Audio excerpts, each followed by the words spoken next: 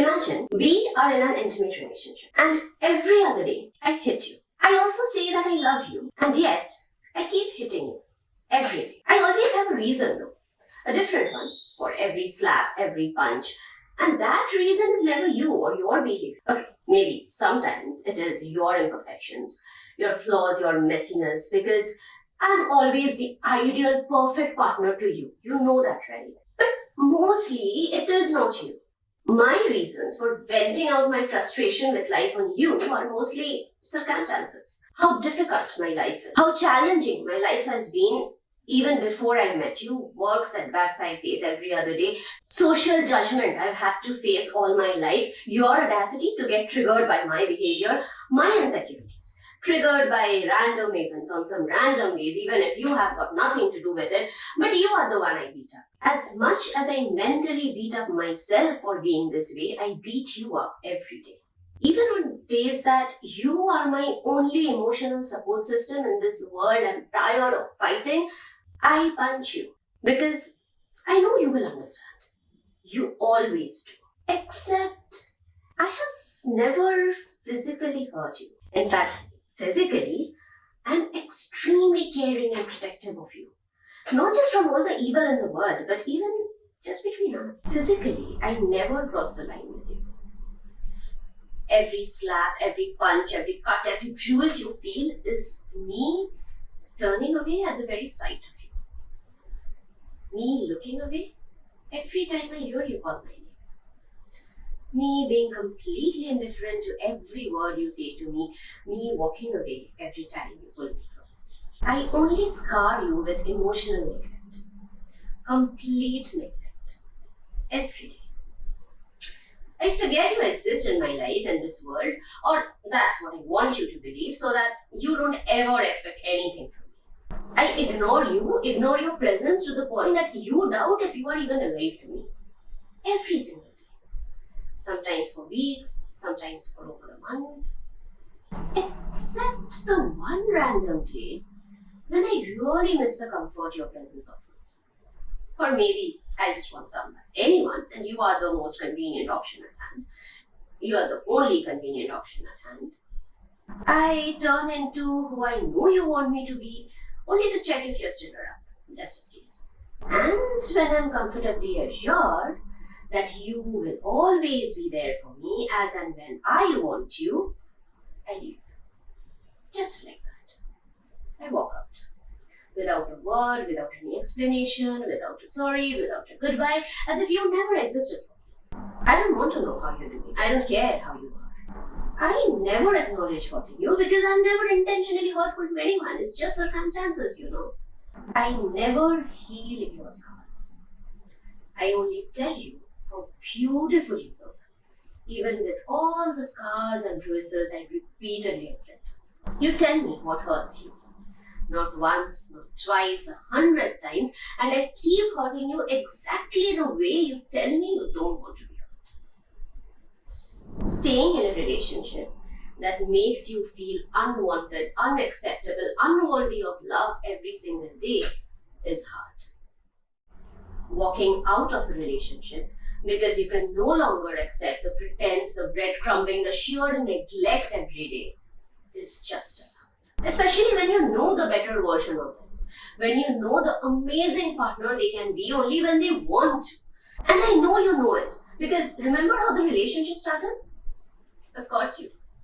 It is those very memories that keep you hopeful today, isn't it? Calculated efforts only till the time they were sure that you are equally interested in them, giving you exactly what they knew would make you say yes, because consciously or otherwise, to them, you were more of a trophy to be won over than a human to nurture an equal relationship with. It is the memories of those very interactions that keep you hooked onto this vicious cycle of false hopes, wistful hopes, even today, doesn't it?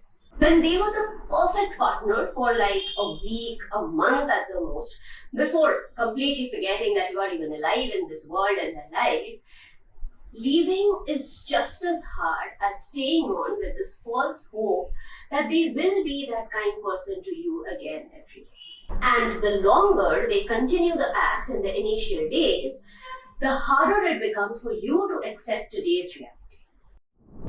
being the villain of the story and calling it quits, only to see how relieved they are to see you leave, while they can comfortably maintain the story in their head about how you left and hence it's all your fault and they are only a victim of circumstances as always. That is heartbreaking. To see their relief, joy almost, for never having to be honest with you about how they may have liked the idea of you but could never really love you as a complete person. It is extremely, extremely hurtful. And so is holding on to someone just because they are a really good person who is only not capable of treating you as an equal human being, who keeps pacifying you with half-truths just because they cannot have an honest conversation with you about how they don't want you anymore and why. A good person who cannot gather up the guts to face to communicate their own fears and doubts, forget about even listening to yours. Someone who cannot respect you enough to offer you a split second of their time and attention for over a month at a time. Neither choice is easy. Knowing that they have time, seeing for yourself how they choose to make time for everything and everyone else in their life except for you, is heartbreaking whether you stay or walk away. Staying only to be neglected and broken every single day is heartbreaking. And it is just as devastating to gather up your shattered pieces and walk away, knowing for sure how they can be the sweetest partner ever, but only choose not to be so with you without even telling you why. You decide what you allow in your life and to what extent.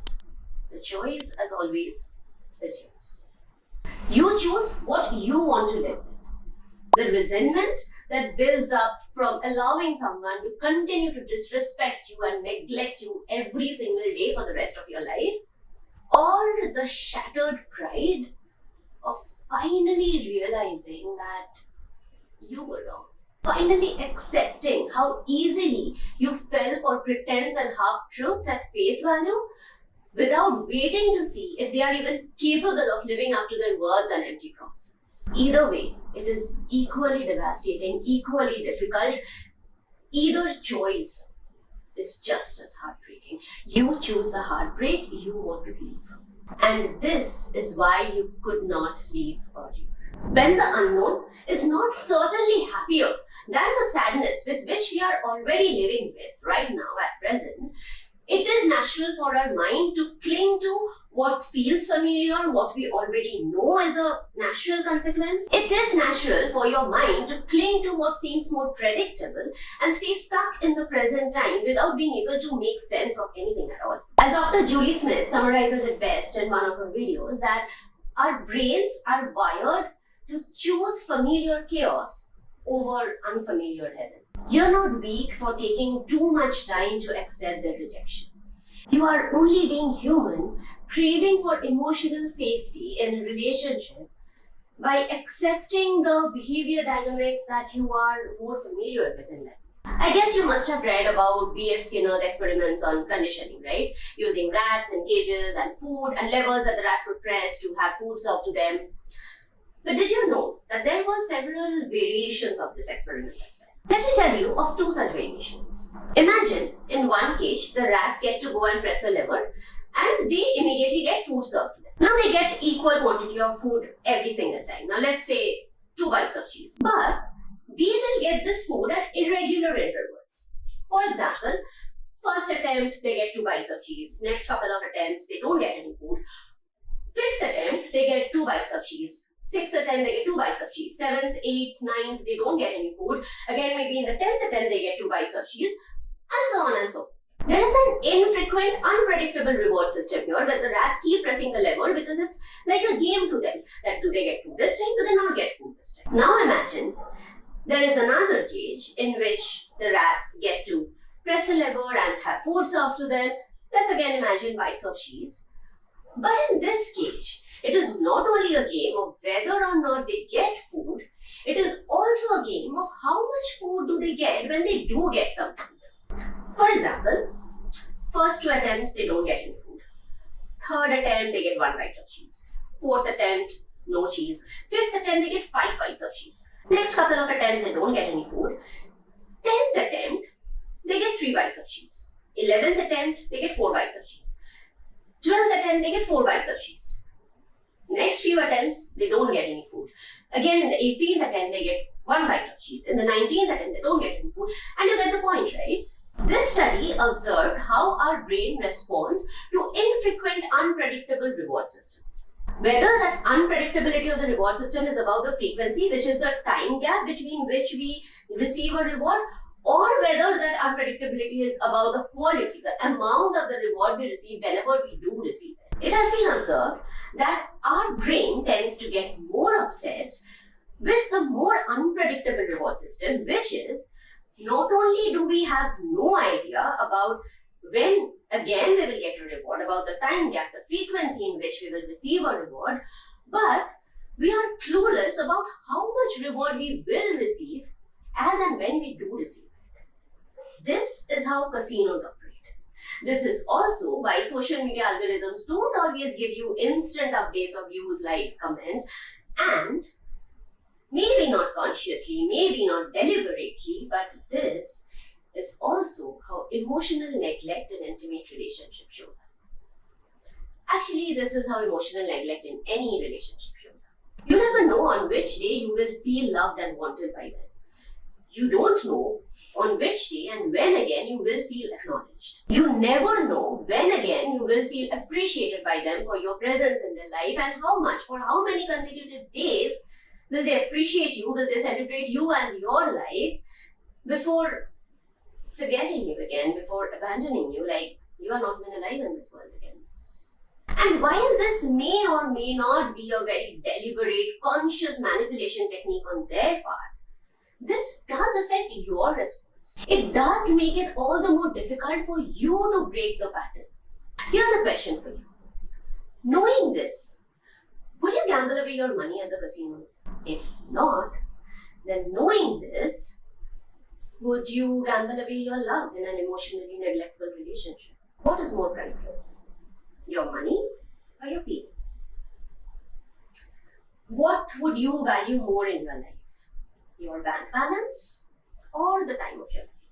You choose the heartbreak you want to heal from, and there isn't always a perfect choice. There is only the choice that you make that you think will take you closer to the life that you want to live. However, reconnecting with yourself, learning to hold consistent boundaries against emotional neglect in relationships is an important skill to learn for your own peace and healing, irrespective of whether you choose to stay or leave. At some point, the question stops being, should I give them another chance to realize what they are doing? Should I give them another chance to heal? Should I give them another chance to learn to treat me better? The more important question becomes, am I willing to give myself a chance to stop accepting emotional neglect in relationships? You are not weak. You are not naive. Kindness is always a strength. You will never be sorry for holding space for someone, for being understanding.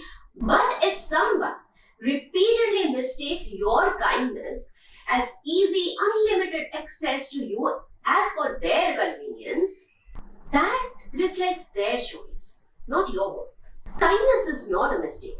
Understanding their side of the story is not stupid.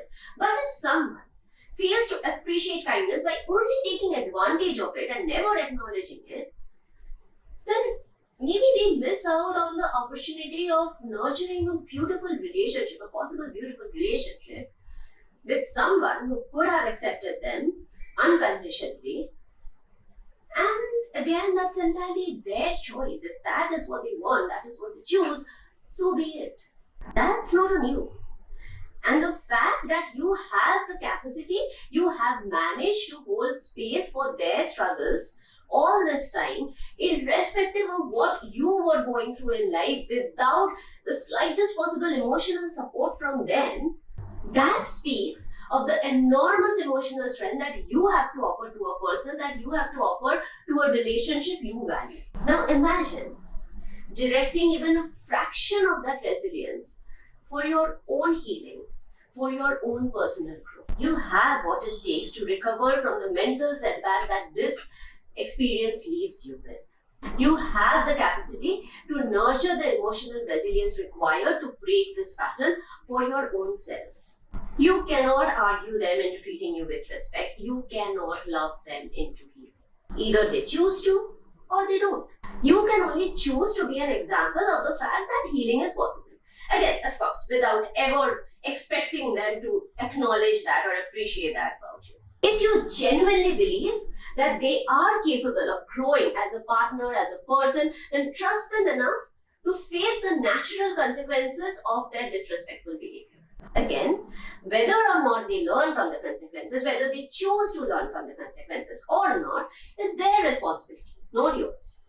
Also, if they decide to heal, to become a more emotionally present person, a more emotionally present partner, whether or not they choose to be that better version with you or with someone else is entirely their choice. Either way, you learn the truth about the relationship that they were actually willing to build with you, if at all. And most importantly, you get a chance to work through your patterns.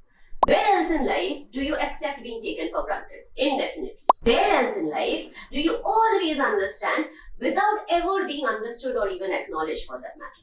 Where else in life are you on the verge of letting resentment build up instead of choosing yourself? Where else in life are you allowing someone to make you feel guilty for prioritizing your self-respect?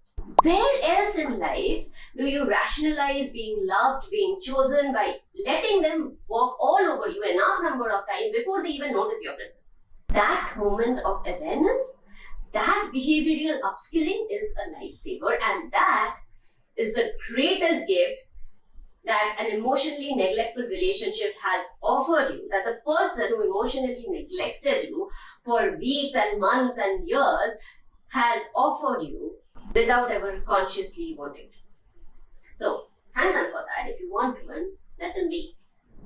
Analyzing every difficult behavior that you are struggling to make sense of, that you are living through, that you have lived through, isn't necessarily about proving that someone is a bad person. It is about paying attention to the pattern of behavior that keeps showing up time and again for weeks and months and maybe over a year or almost a year, without any change, without the slightest possible, without any visible efforts to change, without any self-realization, without any conversation, without an apology, without any guilt.